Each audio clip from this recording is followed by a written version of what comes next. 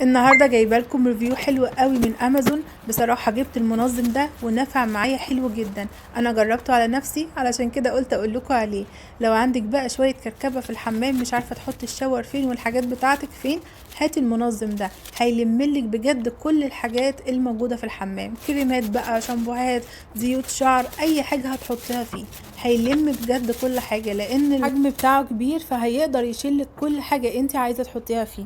وكمان تركيبه سهل جدا، بتبداي تركبيه بالشكل ده، بتبقى جايه معاها ورقه كده مرسوم عليها ازاي تركبيه، هتركبيه بكل سهوله جدا. وكمان معاه القطعه السيليكون دي تقدري تحطيها عليه علشان ما يتزحلقش من على الدش. بصراحه تحفه جدا، لملي بجد كل حاجه من الحمام، وهتشوفوا في اخر الفيديو هو عمل ايه معايا.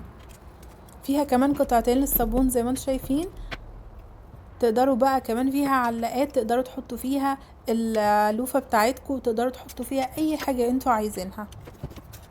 هي جاية عبارة عن رفين زي ما انتوا شايفين كده بالظبط، ودرجين صغننين للصابونة، وكمان كبيرة عن الصابونة كمان. تعالوا كده اديني حطيتها في الحمام زي ما انتوا شايفين. جاي كمان معاها قطع السيليكون دي عشان تلزق في الحيطة كويس وما تتهزش منكم. دلوقتي حطيت الشامبوهات بتاعتي والشاور بتاعي وكل الحاجات اللي عندي، ولسه كمان في حاجات هحطها، لان في مكان زي ما انتم شايفين المساحة كبيرة، وبجد المكان كبير قوي، تقدروا تحطوا كل حاجة انتوا عايزينها وتلموا كل الحاجات اللي عندكم في الحمام على المنظم الجميل ده. اتمنى يكون الفيديو عجبكم وتكونوا استفدتوا منه.